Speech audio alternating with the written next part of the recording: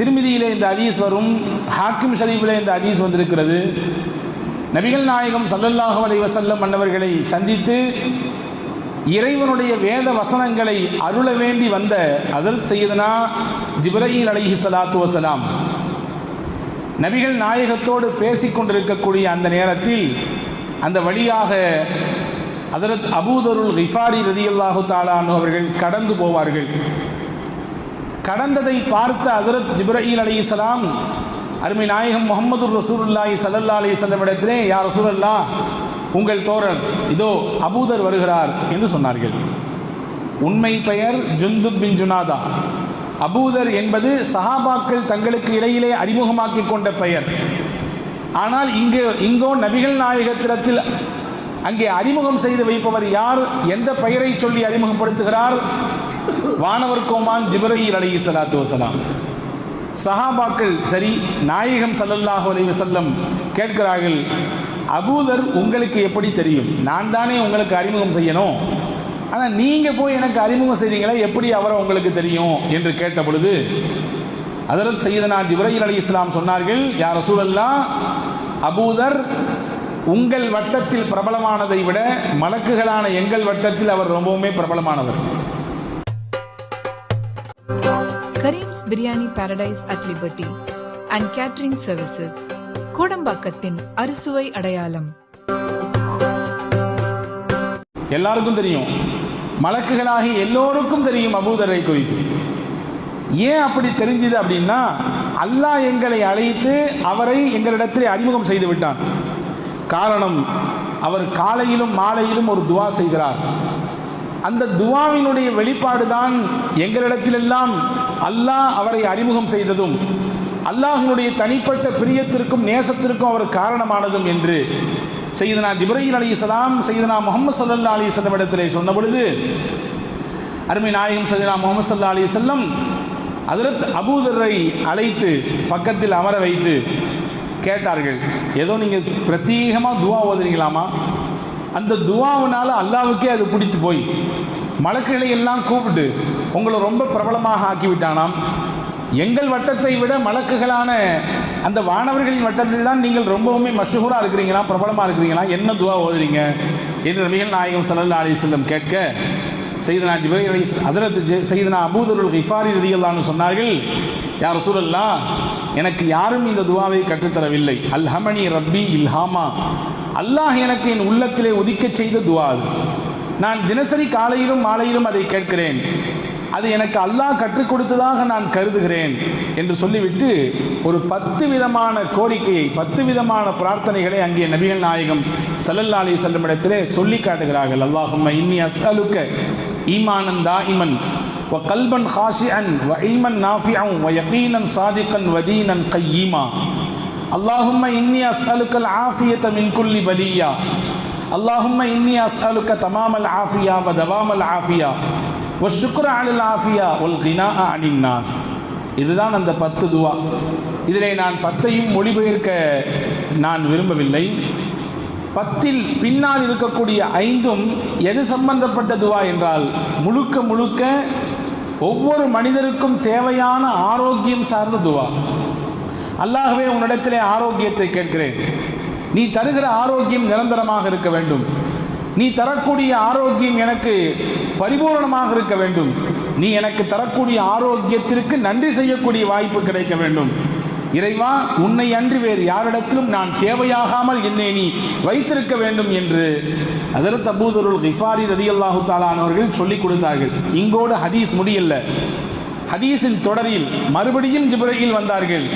நபிகள் சொன்னார்கள், நான் அபூதரிடத்தில் கேட்டேன், அவர் இப்படி 10 அம்ச கோரிக்கையை அல்லாஹ்விடத்தில் கேட்டுக்கொண்டிருக்கிறார் என்று சொன்னார் என்று சொன்னவுடன் ஹஸரத் ஜிப்ரீல் அலைஹிஸ்ஸலாம் சொன்னார்கள், யா ரசூலல்லாஹ், இந்த துவாவை எவரொருவர் காலையிலும் மாலையிலும் ஓதி அல்லாஹ்விடத்திலே ஆரோக்கியத்திற்காக வேண்டி பிரார்த்திக்கிறாரோ, ஈமானினுடைய உறுதிக்காக வேண்டி பிரார்த்திக்கிறாரோ, அல்லாஹ்வின் மீது நம்பிக்கை வைப்பதில் உறுதியாக இருக்க வேண்டும் என்று கேட்கிறாரோ, அல்லாஹ் நிச்சயம் அவருக்கு அதை வழங்குவான் என்பது மட்டுமல்ல, அவரை சொர்க்கம் நேசிக்கும் அளவிற்கு அவருடைய அந்தஸ்து உயர்ந்துவிடும் என்று நபிகள் நாயகம் ஸல்லல்லாஹு அலைஹி வஸல்லம் இடத்திலே ஹஸரத் சையதுனா ஜிப்ரீல் அலைஹிஸ்ஸலாம் சொன்னதாக நாம் ஹதீஸ்களிலே பார்க்கிறோம்.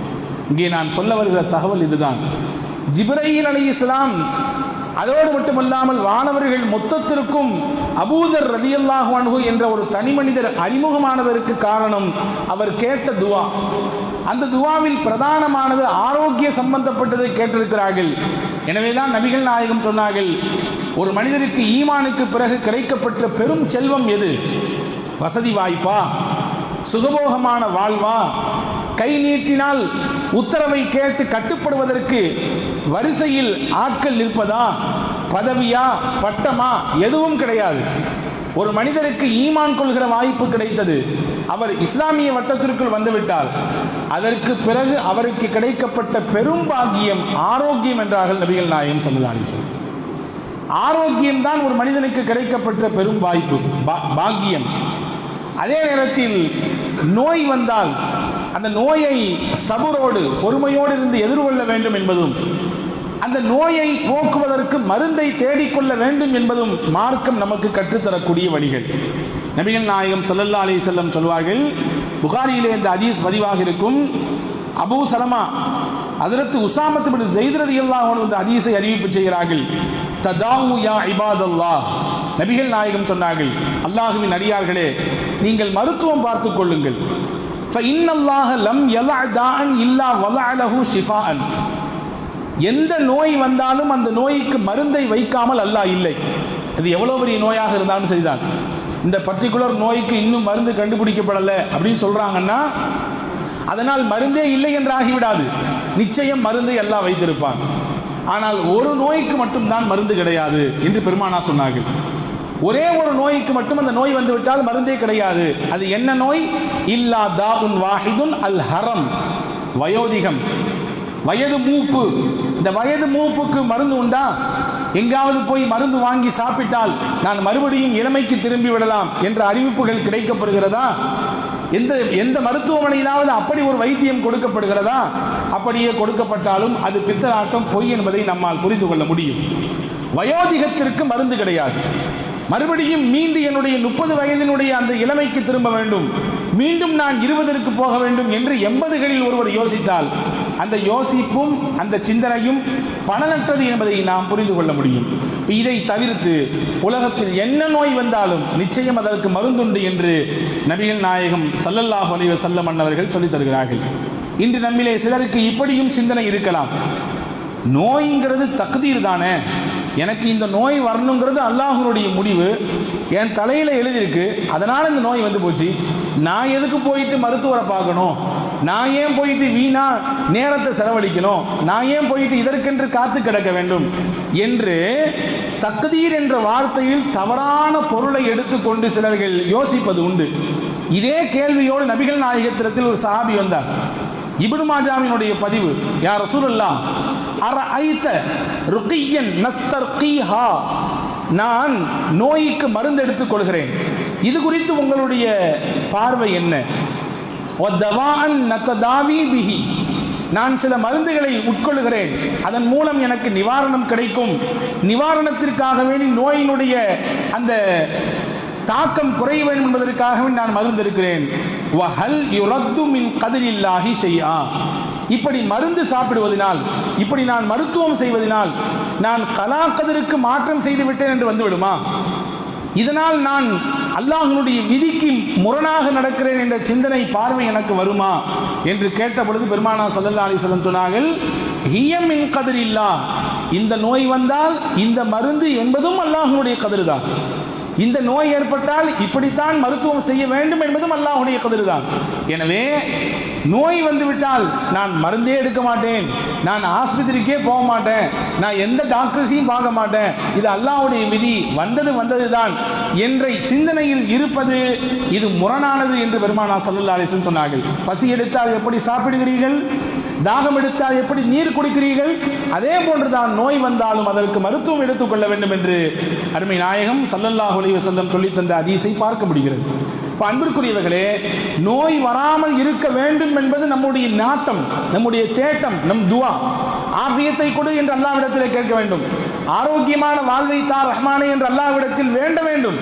அதே நேரத்தில் ஏதாவது நமக்கு ஒரு பிரச்சனை வந்துவிட்டால் அதற்கு விரைவாக மருத்துவம் எடுத்துக்கொள்ள வேண்டும். அதற்கு தேவையான மருந்துகளை மாத்திரைகளை உரிய அந்த மருத்துவர்களை சந்தித்து அதற்குரிய வைத்தியத்தை செய்ய வேண்டும் என்பது நபிகள் நாயகம் ஸல்லல்லாஹு அலைஹி வஸல்லம் கற்றுத்தந்த வழிமுறையாக இருக்கிறது. அதிலும் குறிப்பாக பெருமானார் சில வஸ்துக்களை சொன்னார்கள், இதையெல்லாம் உங்கள் வாழ்க்கையில் அன்றாடம் கடைபிடியுங்கள், நோயின் பெரும்பகுதி உங்களை தாக்காமல் இருக்கும் என்றார்கள் ஸல்லல்லாஹு அலைஹி வஸல்லம். அதுவெல்லாம் இன்று நம்முடைய விரைவு உலகத்திலே, அவசரமான இந்த உலகத்திலே நாம் தவறவிட்டு இழந்துவிட்ட விஷயங்கள். அல்லாஹ் குர்ஆனிலே சொல்கிறான், யஹ்ருஜு மின் புத்தூனிஹா ஷராபும் முக்தலிஃபுன் அல்வானுஹு ஃபீஹி ஷிஃபாஉல் லின்னாஸ். தேனீக்களின் வயிற்றிலிருந்து வெளியாகக்கூடிய தேன், இந்த தேனிலே இறைவன் அல்லாஹ் மிகப்பெரிய நிவாரணத்தை வைத்திருக்கிறான் என்று குர்ஆன் சொல்கிறது. பெருமானார் ஸல்லல்லாஹு அலைஹி வஸல்லம் அன்னவர்களும் தேன் குறித்து அதிகமாக பேசியிருக்கிறார்கள். தேனிலே எல்லா விதமான நோய்க்கும் மருந்து இருக்கிறது, அதை உரிய முறையில் உட்கொள்கிற பொழுது நிச்சயம் பெரும் பெரும் வியாதிகளுக்கு கூட நிவாரணத்தை அதிலிருந்து பெற்றுக்கொள்ள முடியும் என்றார்கள் ஸல்லல்லாஹு அலைஹி வஸல்லம். ஹதீஸில் வந்திருக்கிறது, ஒரு நபித்தோழர் வயிற்றுப்போக்கு, கடுமையான வயிற்றுப்போக்கு ஏற்பட்டு அவர் சுருண்டு போய்விட்டார். அவருடைய சகோதரர் நபிகள் நாயகம் ஸல்லல்லாஹு அலைஹி வஸல்லம் இடத்திலே வந்து சொன்னார், யா ரசூலல்லாஹ், என்னுடைய சகோதரருக்கு இப்படி வயிற்றுப்போக்கு ஏற்பட்டு அவர் முடங்கி போய்விட்டார், சுருண்டு போய்விட்டார், ஏதாவது என்ன செய்யலாம் என்று சொல்லுங்கள், என்ன கொடுக்கலாம் அவருக்கு இதை நிப்பாட்டுவதற்கு. பெருமானார் ஸல்லல்லாஹு அலைஹி வஸல்லம் சொன்னாங்க, இஸ்லிஹி அசலா, அவருக்கு தேனை கொடுங்கள் என்று சொன்னார்கள். போனார், கொஞ்சம் தேனை கொடுத்தாரு. மறுபடியும் பார்த்தா மறுநாள் நிற்கிற மாதிரி தெரியல. மறுநாள் ஓடி வருகிறார் பெருமானிடத்திலே, யா ரசூலல்லாஹ், கொடுத்தேன், அந்த வயிற்றுப்போக்கு நிற்பது போன்று தெரியவில்லை.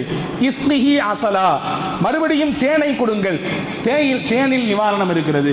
கொடுத்தாங்க, நிக்கல. மூணாவது முறை அதே மாதிரி வந்து சொன்னார் ரசூலுல்லாஹ். மூணாவது முறையும் சொன்னாங்க. நாலாவது முறை மறுபடியும் அந்த நபித்தோழர் பெருமானிடத்திலே வந்த பொழுது ஸல்லல்லாஹு அலைஹி வஸல்லம் ஒரு வார்த்தை சொன்னாங்க, ரொம்ப கவனமாக கவனிக்கணும். ஸதகல்லாஹ் வ கதப பத்னு அஹீக, அல்லாஹ்வின் வார்த்தை சத்தியம், உங்கள் சகோதரனின் வயிறுதான் பொய் சொல்கிறது.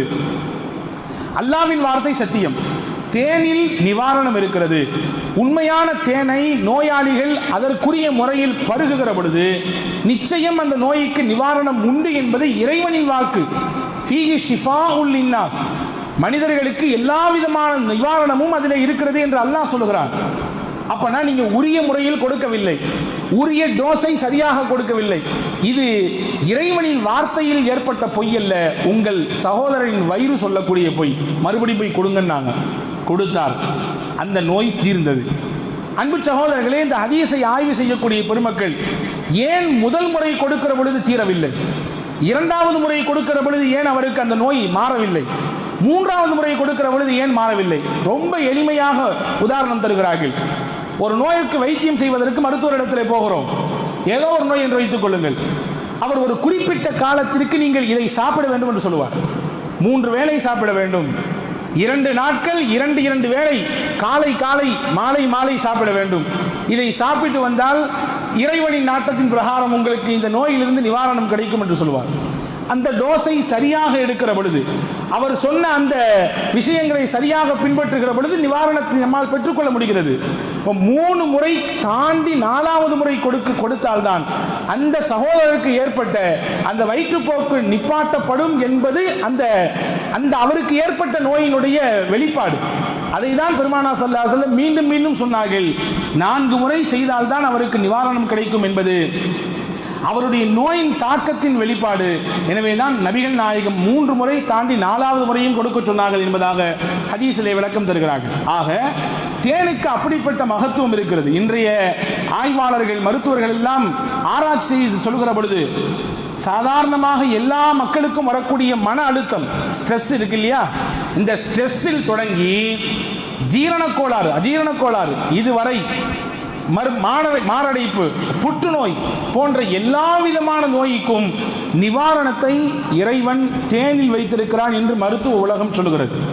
நமக்கெல்லாம் தெரியும், சளி ஏற்பட்டு விட்டால், இருமல் வந்தால், நம்முடைய முன்னோர்கள் பழங்காலத்திலே ஒரு சில பொடிகளை தேனில் கலக்கி கொடுக்க சொல்வார்கள். தேனின் இயற்கை சூடு, உள்ளே இருக்கக்கூடிய அந்த கோல்டினால் ஏற்படக்கூடிய சளி, இருமல் போன்ற அந்த விஷயங்களுக்கெல்லாம் இந்த சூடாக இருக்கக்கூடிய பொருள் உள்ளே போய் வேலை செய்கிற பொழுது நிச்சயம் மாற்றத்தை தருகிறது. இது மட்டுமல்ல, சாதாரண ஒரு சின்ன நோயிலிருந்து பெரிய நோய் வரை எல்லா விதமான நோய்க்கும் மருந்தை தேனில் வைத்திருக்கிறான் என்று இன்றைய மருத்துவர்கள் சொல்லக்கூடிய விஷயத்தை நாம் பார்க்க முடிகிறது. சர்க்கரை நோயாளிகள் கூட தேனை உட்கொள்வதனால் அவருக்கு பிரச்சனை கிடையாது என்று மருத்துவர்கள் சொல்கிறார்கள். அதனால் அவருக்கு மிகப்பெரிய பாதிப்பு ஏற்படாது என்று சொல்கிறார்கள். ரசூலுல்லாஹ்வின் வார்த்தை, அல்லாஹுவின் வார்த்தை எவ்வளவு உண்மையாகி போயிருக்கிறது என்பதை நாம் கவனத்தில் கொள்ள வேண்டிய அவசியம் இருக்கிறது. அதே போன்றுதான் நபிகள் நாயகம் ஸல்லல்லாஹு அலைஹி வஸல்லம் அன்னவர்கள் மருத்துவ விஷயத்திலே சொன்ன முக்கியமான செய்தி, அதிலும் குறிப்பாக நாம் வாழக்கூடிய இந்த நாட்டை குறிப்பிட்டு சொன்னார்கள். உங்களுக்கு தெரியலாம், நபிகளின் காலத்திலேயே நம்முடைய பகுதியிலிருந்து ஒருவர் பெருமானாரை சந்தித்து இஸ்லாத்தை ஏற்றுக்கொண்டதும் அந்த தூய இஸ்லாத்தை எடுத்து தான் வாழக்கூடிய பகுதி மக்களுக்கு கொண்டு சேர்க்க வேண்டும் என்ற உயர்ந்த சிந்தனையில் வருகிற பொழுது அல்லாஹ்வின் நாட்டம் வழியிலேயே அவருடைய உயிர் கைப்பற்றப்பட்டதும் நாம் வாழும் இந்த பகுதிக்கு பக்கத்தில் இருக்கக்கூடிய ஒரு நபர் தான் என்பதை நம்மிலே எத்தனை நபர்கள் புரிந்து வைத்திருக்கிறோம். சேரமான் பெருமாள் என்ற ஒரு மன்னர் இருந்தார். கேரளாவிலே இருக்கக்கூடிய அந்த ஒரு குறிப்பிட்ட பகுதியில் இன்னைக்கும் இருக்கிறது மஸ்ஜிதே சேரமான் பெருமாள். அந்த பகுதியில் வாழ்ந்தவர் அந்த மன்னர். நபிகள் நாயகத்தின் ஆச்சரியமான பல விஷயங்களை இவர் இங்கிருந்து கேள்விப்பட்டார் என்பது மட்டுமல்ல, நபிகள் நாயகம் நிகழ்த்தி காட்டிய பல மோஜிசாக்களை இங்கிருந்து பார்த்தார். குறிப்பாக ஷக்குல் கமர் என்று சொல்லப்படுகிற மக்காவினுடைய குஃபார்கள் குறைஷிகள் எல்லாம் தன்னுடைய நபித்துவத்தை ஏற்றுக்கொள்ள முன்வராத பொழுது நான் என்ன செய்தால் நீங்கள் ஏற்றுக்கொள்வீர்கள் என்று கேட்டார்கள் பெருமானார். இந்த இருக்க சந்திரன் இது ரெண்டா பிளந்து காட்டுங்க என்று அந்த மக்கா மக்கள் சொன்னார்கள். நபிகள் கையை காண்பித்தார்கள். இருந்த சந்திரன் அப்படியே ரெண்டாக பிளந்தது. மறுபடியும் அந்த சந்திரன் ஒட்டி கொண்டது.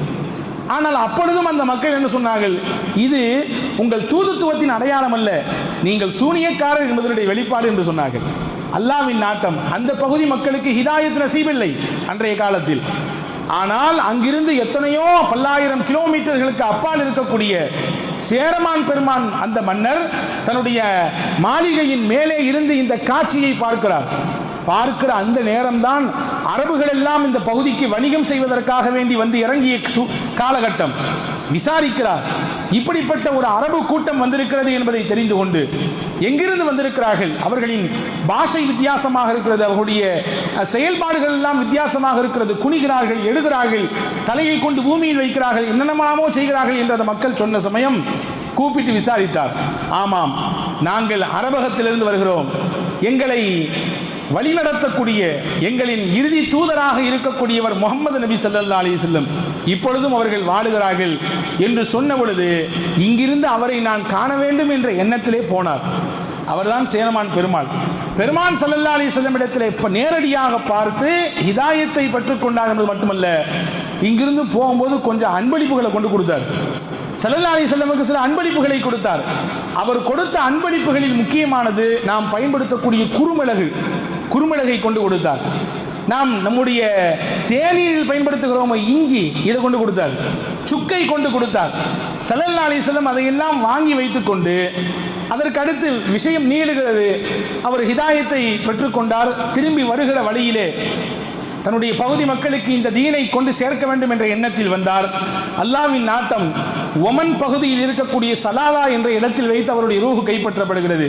இன்னைக்கும் அந்த சலாலா என்ற பகுதியில் தான் சேரமான் பெருமாள் என்ற பெயரில் இருந்த அந்த நபர் தாஜுத்தீன் என்ற பெயராக மாற்றப்பட்டு அங்கே அடக்கம் செய்யப்பட்டிருக்கிறார். இங்கே தகவல் என்ன தெரியுமா, ஸல்லல்லாஹு அலைஹி வஸல்லம் கொடுத்தார்ல அன்பளிப்பு, அதை வாங்கிட்டார். ஸல்லல்லாஹு அலைஹி வஸல்லம் வாங்கிட்டு அதை என்ன சொன்னாங்க, முஸ்ததற்கு ஹாக்கிமில் இந்த ஹதீஸ் வந்திருக்கிறது. அபூ சயீத் அல்-குத்ரி ரலியல்லாஹு அன்ஹு சொன்னாங்க, அவர் நபிகள் நாயகத்திற்கு கொடுக்கப்பட்ட அந்த பையிலே இஞ்சி இருந்தது. ரசூலுல்லாஹ் எனக்கு ஒரு துண்டு எடுத்து கொடுத்தாங்க. கொடுத்துட்டு இதை சாப்பிடுங்க, இதில் நிறைய நிவாரணம் இருக்குன்னு சொன்னாங்க.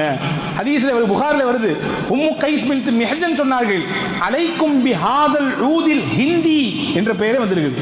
ஹிந்த் என்றால் இந்தியா என்ற அர்த்தம், இந்திய திருநாள். இந்த இந்தியா பகுதியிலிருந்து வந்திருக்கக்கூடிய இந்த குச்சியை நீங்கள் பற்றி பிடித்துக் கொள்ளுங்கள். இஞ்சி, சுக்கு, இஞ்சி இருக்குல்ல, இதை கொடுத்து விட்டு அதனுடைய சிறப்பை குறித்து நலவை குறித்து பெருமானார் சொல்லிவிட்டு சொன்னார்கள், இந்த சுக்கிலே இஞ்சிலே 7 விதமான நிவாரணம் இருக்கிறது. 7 விதமான நிவாரணம் இருக்கிறது. அன்று கூட சில நண்பர்களிடத்திலே பேசிக் கொண்டிருக்கிற பொழுது நம்மால் புரிந்து கொள்ள முடிந்தது. இந்த கொரோனா கோவிட்-19 உலகத்தை எல்லாம் ஆட்டி படைத்தது இல்லையா? இந்தியாவுக்குள்ளும் வந்தது, பல உயிர்களை வாங்கி கொண்டது. ஆனால் அது தமிழகத்தில் பெரிய உயிர் சேதத்தை ஏற்படுத்தவில்லை. அதற்கு முக்கியமான காரணங்களில் ஒன்று இங்கே இருக்கக்கூடிய சீதோஷ நிலை ஒன்று, இன்னொன்று நம் உணவோடே நமக்கு தெரியாமலேயே சேர்ந்திருக்கக்கூடிய பல மருத்துவங்கள், பல பாரம்பரிய உணவை நாம் எடுத்துக்கொள்வதன் காரணமாக அந்த வைரஸால் நம்முடைய உடலை தாக்குப்பிடிக்க முடியவில்லை. எதிர்த்து போராடி அதை வெளியே தள்ளக்கூடிய சூழலில் தான் இருக்கிறது என்பதை சொல்லக்கூடிய காட்சியை நம்மால் உணர முடிந்தது. அன்பிற்குரியவர்களே, அப்போ நாம் பயன்படுத்தக்கூடிய இஞ்சியில் அவ்வளவு பெரிய மருத்துவ குணம் இருக்கிறது என்று நபிகள் நாயகம் ஸல்லல்லாஹு அலைஹி வஸல்லம் அன்றே சொல்லிவிட்டு போனார்கள் இல்லையா? கிராமங்களெல்லாம் இன்றும் வழக்கம் இருக்கிறது, வாரத்தில் ஒரு முறை இஞ்சி தட்டி குடிக்க வேண்டும். அது பெரும் பெரும் நோய்களுக்கு நிவாரணம் என்று அதை வளமையாக பின்பற்றுபவர்கள் இன்னும் உண்டு. எண்ணெய் தேய்த்து குளிப்பதும், வாரத்தில் ஒரு நாள் செவ்வாய்க்கிழமையானால் தலைக்கு உச்சிக்கு எண்ணெய் தேய்த்து குளிப்பதும், அதே போன்று வாரத்தில் ஒரு நாள் இஞ்சியை தட்டி மொத்தமாக அந்த சாறை உள்ளே இழுத்துக் கொள்வதும் அது பெரிய நிவாரணத்தை தரும் என்று இன்றும் நம்பி அதை பின்பற்றி கொண்டிருக்கக்கூடிய ஒரு பாரம்பரியத்தின் பின்னணியில் நாம் இருக்கிறோம் என்பதை புரிந்து கொள்ள வேண்டிய கடமை இருக்கிறது. எனவேதான் பெருமானார் சொன்னார்கள், 7 விதமான நிவாரணத்தை ரஹ்மான் அல்லாஹ் இந்த இஞ்சில் சுக்கில் வைத்திருக்கிறான், இதை நல்லாக பிடித்துக் கொள்ளுங்கள் என்று நம் பகுதியிலிருந்து போன அந்த ஹிந்தி என்ற வார்த்தையை சொன்னார்கள். ஸல்லல்லாஹு அலைஹி வஸல்லம் சொல்லித் தந்த மருத்துவங்களில் மிக முக்கியமானது நாம் கையில் எடுப்பதற்கு இன்றும் யோசிக்கிறோம் அல்லது பொடுபோக்காக விட்டு விடுகிறோம். அல் குர்ஆனிலே அல்லாஹ் சொன்னான், அலம் தர கைஃப தரபல்லாஹு மஸலன் கலிமத்தன் தய்யிபத்தன் கஷஜரத்தின் தய்யிபத்தின் அஸ்லுஹா சாபித்துன் வ ஃபர்உஹா ஃபிஸ் ஸமா. உங்களுக்கு தெரியுமா, ஏகத்துவ கலிமாவான லா இலாஹ இல்லல்லாஹ் என்ற கலிமாவிற்கு அல்லாஹ் ஒரு மரத்தை ஒப்பிடுகிறான். அது என்ன மரம் என்று பெருமானார் இந்த வசனத்தினுடைய கருத்தை சொல்லிவிட்டு சஹாபாக்களிடத்தில் கேள்வி கேட்டார்கள். நீண்ட நிகழ்வாக இருந்தாலும் சுருக்கமாக தருகிறேன். அங்கே யாருக்கும் பதில் சொல்வதற்கு முடியவில்லை. பெருமானாரே பதில் சொல்கிறார்கள், அது பேரித்த மரம். சபை கலைந்த பிறகு செய்தனா உமர் ரலியல்லாஹுடைய மகனார் அப்துல்லா ரலியல்லாஹு அன்ஹு, நபிகள் கேட்ட கேள்விக்கு பதில் எனக்கு அங்கேயே தெரியும், ஆனால் மூத்தவர்கள் இருந்தார்கள் என்ற காரணத்தினால் நான் சொல்ல தயங்கினேன் என்று ஹஜ்ரத் அப்துல்லா ரலியல்லாஹு அன்ஹு சொன்னாங்க. இப்போ பேரித்த மரத்திற்கு உதாரணம், கலிமா தையிபாவுக்கு உதாரணம் பேரித்த மரம். பேரித்த மரத்திலே எதுவுமே பயனற்றது என்று சொல்ல முடியாது. எல்லா பகுதியும் பயனுள்ளதுதான், அதனுடைய விதை உட்பட. பேரித்தம் பழம் மட்டும்தான் எல்லா கால சூழலிலும் கிடைக்கக்கூடிய பழம். அதோடு மட்டுமல்ல, எல்லோரும் சாப்பிடுவதற்கு தகுதியான பழம். அதனுடைய அனைத்து பரிணாமங்களிலும் நம்மால் சாப்பிட முடியும். வாழை காயாக இருந்தால் சாப்பிட முடியாது, பழமாக மாறுகிற பொழுதுதான் அதை உட்கொள்ள முடியும். மாங்காயாக இருந்தால் மாம்பழத்தை சாப்பிடுவது போன்று சாப்பிட முடியாது, அதை குழம்புக்கு வெட்டி போடலாம், ஏதோ 1-2 பிச்சு சாப்பிடலாம். அது பழமாக மாறியதற்கு பிறகுதான் உட்கொள்ள முடியும். ஆனால் பேரித்தம் பழம் மட்டும்தான் காயாக இருந்தாலும் சாப்பிட முடியும், செங்காயாக இருந்தாலும் சாப்பிடலாம், பழமாக இருந்தாலும் சாப்பிடலாம். அதை தாண்டி நன்றாக பழுத்து கழிந்து போய் இருக்கக்கூடிய நிலையில் இருந்தாலும் சாப்பிடலாம். சிறுவர்களும் சாப்பிடலாம், பெரியவர்களும் சாப்பிடலாம், வயோதிகர்களும் சாப்பிடலாம்.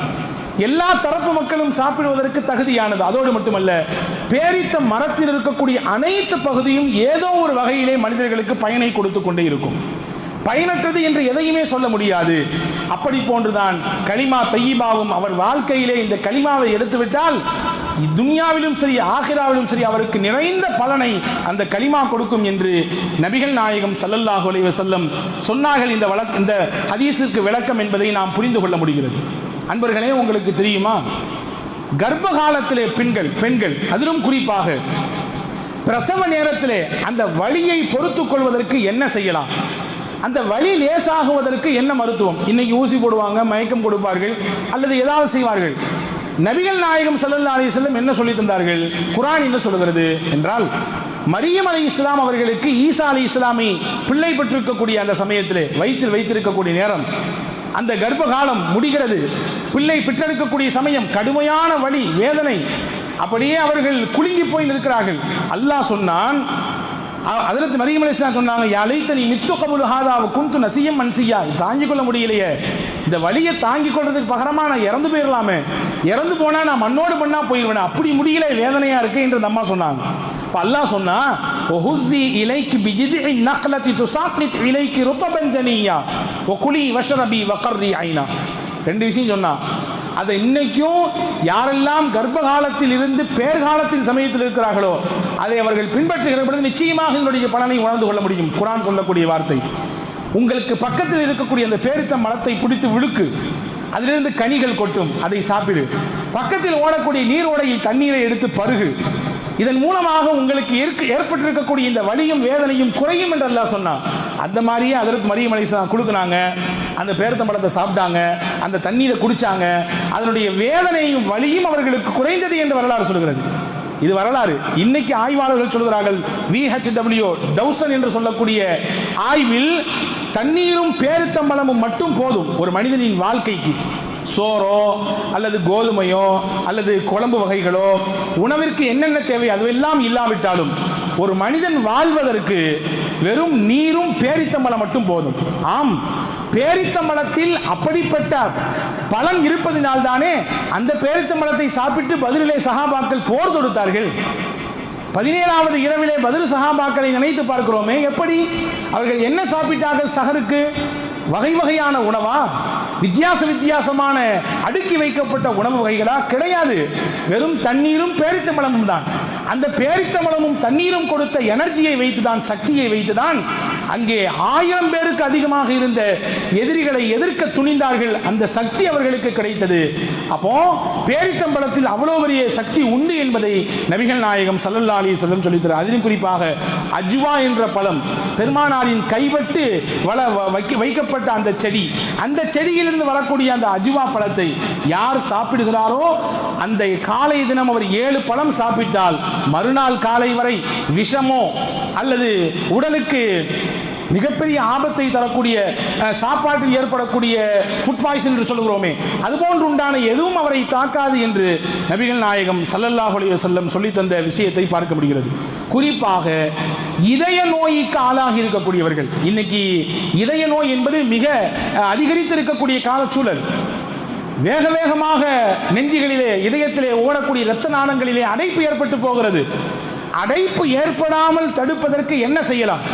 இரத்தம் உறைந்தால் தான் அடைப்பு ஏற்படுகிறது. உறையாமல் அதனுடைய கட்டித்தன்மை ஏற்படாமல் சாதாரணமாக அந்த குழாய்களிலே ஓடுவதற்கு என்ன செய்யலாம்? மருத்துவர்கள் சொல்றாங்க, தேனும் பேரித்தம்பழத்தையும் அதிகமாக எடுத்துக்கங்க, அது அந்த இரத்தத்தை உறைய வைக்காது, அதே போன்ற அடைப்பு ஏற்படுவதை விட்டு தடுக்கும். ரசூல் ஸல்லல்லாஹு அலைஹி வஸல்லம் ஹஜ்ரத் ஸஅத் ரலியல்லாஹு அன்ஹுவுக்கு ஒரு நோய், அவர் இருதய நோய், ரொம்ப கஷ்டப்பட்டு இருந்தார். ஸல்லல்லாஹு அலைஹி வஸல்லம் போய் நோய் விசாரிச்சாங்க. விசாரிச்சுட்டு சொன்னாங்க, ஹாரிஸ் இப்னு கிலாதா என்ற தோழரிடத்தில் போய் 7 அஜ்வா பேரித்தம்பழம் வாங்கிட்டு வாங்க. நாங்கள் ஸல்லல்லாஹு 7 அஜ்வா பேரித்தம்பழம் வாங்கிட்டு வாங்க என்று சொல்லி அவரை ஒரு சஹாபி அனுப்பி வைத்தார்கள். அவர் போய் அந்த ஹாரிஸ் இப்னு கிலாதா என்று அவர் ஒரு மருத்துவர், ஒரு வைத்தியம் பார்க்கக்கூடிய வைத்தியர், அவர்கிட்ட 7 பழம் வாங்கிட்டு வந்தாங்க. கொடுத்துட்டு சொன்னாங்க, இதை சாப்பிடுங்க, இருதய நோய் உங்களுக்கு மாறி போகும், நல்ல நிவாரணம் கிடைக்கும் என்று சொன்னார்கள். ஹஜ்ரத் ஸஅத் ரலியல்லாஹு அன்ஹு தொடர்ச்சியாக இந்த விஷயத்தை செஞ்சாங்க. அவங்களுக்கு ஏற்பட்டிருந்த அந்த இருதய நோய் முற்றிலுமாக நீங்கி போனது என்ற வரலாற்றை பார்க்கிறோம். இப்போ இதே போன்று பல விஷயங்களுக்கு பெருமானார் ஸல்லல்லாஹு அலைஹி வஸல்லம் காட்டி தந்த அந்த வழிமுறை, நபிகள் சொல்லி தந்த அந்த மருத்துவம், இதையெல்லாம் நாம் விட்டதினால் தான் இன்றைக்கு ஹாஸ்பிட்டல்களிலே போய் லட்சங்களையும் ஆயிரங்களையும் கொடுக்கக்கூடிய சூழலுக்கு நாம் தள்ளப்பட்டிருக்கிறோம். ஸல்லல்லாஹு அலைஹி வஸல்லம் சொன்னாங்க, உட்கார்ந்து நீங்கள் சிறுநீர் கழியுங்கள், அதிலிருந்து பல்வேறு விதமான நன்மைகள் அதில் இருக்கிறது என்பதனால் தான் சொன்னார்கள். இன்னைக்கு மருத்துவ உலகம் சொல்லுது, நின்று கொண்டு சிறுநீர் கழிப்பதனால் ஏற்படக்கூடிய ஆபத்து என்ன? சிறுநீர் முழுவதுமாக அந்த சிறுநீர் பையிலிருந்து வெளியாகாமல் அது கொஞ்சம் தேங்கி விடுகிறது. காலப்போக்கில் தேங்கிய அந்த நீரே, கொஞ்சம் கொஞ்சமாக தேங்கிய அந்த நீரே சிறுநீரகத்தினுடைய செயலிழப்பிற்கு காரணமாகி போய்விடுகிறது. சிறுநீரகம் செயலிழந்தால் என்ன ஆகும்? டயாலிசிஸ் பண்ணணும். டயாலிசிஸ் பண்ணா என்ன ஆகும்? நமக்கு எல்லாம் தெரிஞ்ச விஷயம் தான். ஸல்லல்லாஹு அலைஹி வஸல்லம் ஒரு வார்த்தை சொன்னாங்க, உட்கார்ந்து நீங்க சிறுநீர் கழிங்க. எவ்வளவு பெரிய மருத்துவ குணம்! எப்பொழுது நீங்கள் சாப்பிட உட்கார்ந்தாலும் கைகளை விட்டு சாப்பிடுங்கள். கை கழுகாமல் நீங்கள் சாப்பாடு தட்டை கையில் வைக்காதீர்கள். யோசித்திருக்கிறோமா? காலையில் எழுந்தால் கையை கழுகுங்கள். COVID-19 எல்லாம் சொன்னது என்ன? கை கழுவுங்க, கை கழுவுங்க, கை கழுவுங்க, இல்லையா? ஸல்லல்லாஹு அலைஹி வஸல்லம் எவ்வளவு அழகா சொல்றாங்க பாருங்க. இதை விட முக்கியமான செய்தி ஒன்று நினைக்கணும். உங்கள் உணவில் பரக்கத்து வேண்டுமா? பெருமானார் சொல்கிறார்கள், உங்கள் உணவில் பரக்கத்து வேண்டுமா? திருமதியிலே வந்திருக்கிறது, பரக்கத்து துஆம் அல் உது கப்லஹு வல் உது பஅதா. சாப்பிடுவதற்கு முன்னால் உது செய்து சாப்பிடுங்க. உதுன்றதுக்கு இந்த இடத்துல அர்த்தம் என்ன தெரியுமா? கை கழுவிட்டு சாப்பிடுங்க அர்த்தம். சாப்பிட்டதற்கு பிறகு கை கழுவுங்க. இன்னைக்கு ரெண்டுமே இல்லை. டிஷ்ஷை வச்சு டிஷ்யூ பேப்பர் வச்சு தொடச்சி போடுறோம் தூக்கி. சாப்பிட்றதுக்கு முன்னாடி கையை முழுவதுமாக கழுகுவதற்கு பல சமயங்களிலே வேண்டுமென்றே இல்லாவிட்டாலும் மறந்து போய்விடுகிறது இல்லையா? ஸல்லல்லாஹு அலைஹி வஸல்லம் சொல்லுகிறார்கள், உங்கள் உணவிலே பரக்கத் வேண்டுமா? ஹஜ்ரத் ரசூலுல்லாஹ் மன் அஹப்ப அன் யுக்ஸர கைர பைத்திஹி ஃபல்யதவல்லா இதா ஹலர கதாஉஹு வ இதா ரஃபஅ. வீட்டில் உணவு வைக்கப்பட்டு விட்டால் யார் உங்கள் வீட்டுக்கு எல்லாம் கைர் வேண்டும் என்று ஆசைப்படுகிறீர்களோ, நலவு வேண்டும் என்று பிரியப்படுகிறீர்களோ, கையை கழுகிவிட்டு ஒது செய்துவிட்டு சாப்பிடுங்கள். உங்கள் வீட்டுக்கு அல்லாஹ் கைரை கொண்டு வருவான் என்றார்கள் பெருமானார் ஸல்லல்லாஹு அலைஹி வஸல்லம். இப்போ ஆன்மீக ரீதியாகவும் மருத்துவத்தை அதனுடைய நலவை கொடுக்கிறார்கள். உடல் சார்ந்த பல்வேறு விதமான நோய்கள் வராமல் இருப்பதற்கும் மருத்துவ குறிப்புகளை பெருமானார் ஸல்லல்லாஹு அலைஹி வஸல்லம் கொடுக்குறாங்க. வருஷம் அக்டோபர் மாதம் 15ஆம் தேதி ஒரு நாள் நினைத்து பார்க்கப்படுகிறது உலகமெங்கும். எந்த நாள் தெரியுமா? உலக கை கழுகும் தினம். அந்த நாளைக்கு பேரு உலக கை கழுகும் தினம். காரணம் என்ன? கை கழுகாமல் ஏற்படக்கூடிய பல்வேறு விதமான நோய்களுக்கு மனித சமூகம் ஆட்படுகிறது. எனவே அதனுடைய விழிப்புணர்வை கொடுக்க வேண்டும் என்பதற்காக வேண்டி யுனிசெஃப் இந்த விஷயத்தை அறிமுகம் செய்திருக்கிறது. உலகத்திலேயே சாப்பிட்றதுக்கு, குறிப்பாக நம்முடைய இந்திய நாட்டில் சாப்பிடுவதற்கு முன்னால் கைகளை விட்டு சாப்பிடுவர்கள் எண்ணிக்கை எத்தனை தெரியுமா? வெறும் 32% தான். 32% மக்கள் தான் சாப்பிட்றதுக்கு முன்னாடி கை கழுவுறாங்க. அதே போன்று கழிவறைக்கு போய்விட்டு வந்து அதை நன்றாக சோப்பு போட்டு அல்லது ஏதாவது ஒரு வாஷ் கிரீமை வைத்து கையை சுத்தப்படுத்துபவர்களுடைய எண்ணிக்கை வெறும் 30%. 30% மக்கள் தான் அதை செய்கிறாங்க என்று அறிக்கை தருகிறார்கள். இப்போ இதனால் தான் பல்வேறு விதமான நோய் தொற்றுகளும் பல்வேறு விதமான கிருமிகளும் உடலிலே சேர்வதற்கு அது காரணமாகிறது என்கிறார்கள். ரசூலுல்லாஹ் எவ்வளோ அழகா சொல்றாங்க பார்த்தீங்களா? ஒரே வார்த்தையில், தூங்கி எந்திரிச்சா மொதல் வேலை பெட்ல உட்காந்து காஃபி குடிக்கிறது இல்லை, பிரஷர் தூக்கிட்டு போறது அல்ல, முதல்ல போய் கை கழுவும் நாங்கள் ஸல்லல்லாஹு அலைஹி வஸல்லம். ஏன்னா ராத்திரி அந்த கையை நீ எங்கே கொண்டு வைத்தாய் என்று உனக்கு தெரியாது. லா ததிரி ஐன பாத்தத்து எதுகு, அவருக்கு தெரியாது ராத்திரியிலே அந்த கை எங்கே இருந்தது என்று. எனவே கை கழுகுங்கள் என்றார்கள் ஸல்லல்லாஹு அலைஹி வஸல்லம். இப்படி பல விஷயங்கள். மீசையை வெட்டுங்கள், கத்திரியுங்கள், தாடியை வளருங்கள் என்றார்கள். இன்னைக்கு அதுக்கு நேர ஆப்போசிட்டா நம்ம செய்கிறோம். மீசையை கடா மீசை வளர்த்துக்கிறோம், அதை முறுக்கி வேலை விடுகிறோம். யாருடைய பழக்கம் இது? கடா மீசை வளர்ப்பதும் உதடு வரை தொங்குவதற்குரிய அந்த மீசையினுடைய முடிகள் தொங்குவதும் யாருடைய பழக்கம் இது? தாடியை வளர்க்குவது தானே நமக்கு சுன்னத்து. நபிகள் காட்டி தந்த வழி அதானே. ஒன்று விளங்குங்க, மருத்துவர்கள் சொல்கிறார்கள், இந்த மீசை வளர்ந்து உதடு வரை தொங்கிக் கொண்டிருக்கிற சமயத்திலே நீங்கள் சாப்பிடக்கூடிய உணவு அதிலே பட்டு உள்ளே போகுமே ஆனால் மிகப்பெரிய விஷக்கிருமி என்று சொல்கிறார்கள். பல்வேறு விதமான உடலுக்கு ஏற்படக்கூடிய கோளாறுக்கு அது காரணமாகிறது என்கிறார்கள். புரிகிறதா? ஏன் ரசூலுல்லாஹ் வெட்ட சொன்னாங்கன்னு சொல்லி? மீசையை கத்துறீங்கன்னு நாங்கள் ஸல்லல்லாஹு அலைஹி வஸல்லம். தாடியை வளருங்கள் என்றார்கள், நகத்தை வெட்டுங்கள் என்றார்கள். ஒரு இறை தூதரினால் மட்டும்தான் இப்படிப்பட்ட ஆழமான கருத்துகளோடு விரிவாக பேச முடியும். பெருமானார் ஸல்லல்லாஹு அலைஹி வஸல்லம் அன்னவர்களை வெறும் ஆன்மீகத்தோடு சுருக்கிவிட முடியாது. ஆன்மீகத்தை கடந்து, அரசியலை கடந்து இந்த உலகத்திலே அவர்கள் ஒரு ஆய்வாளராக, ஒரு விஞ்ஞானியாக, ஒரு அறிவியலின் தத்துவ நாதாவாக இந்த உலகத்திலே வாழ்ந்திருக்கிறார்கள். எனவேதான் அனைத்து துறைகளை தொட்டும் பெருமானார் பேசியிருக்கிறார்கள். அந்த ஒப்பற்ற இறை தூதரை நேசிக்க, அவர்கள் காட்டி தந்த வழியில் பின்பற்றி நடக்க வல்ல ரஹ்மான் உங்களுக்கும் எனக்கும் எல்லா மக்களுக்கும் கிருபை